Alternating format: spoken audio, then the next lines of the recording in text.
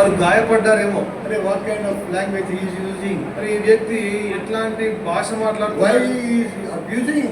ఎందుకు దూషిస్తున్నాడు? Because that time we were not the people of God. ఎందుకంటే ఆ సమయంలో దేవుని యొక్క ప్రజలం కాదు మనం. The Satan, the evil one, he will put his words in our mouth. మరి సాతాను దుష్టుడు తన యొక్క మాటలను మన నోట్లో పెడతాడు. That's the reason why we were hated by అందుచేత many of our believers, our friends.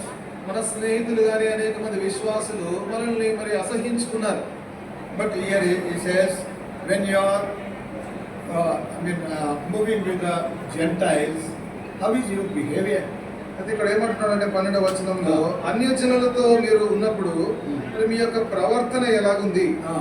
You must be honest among them. వారి మధ్యలో ఎంతో నిజాయితీగా ఉండాలి. When they see a person who is a child of God, దేవుని బిడ్డను వారు చూసినప్పుడు, when they see his works in the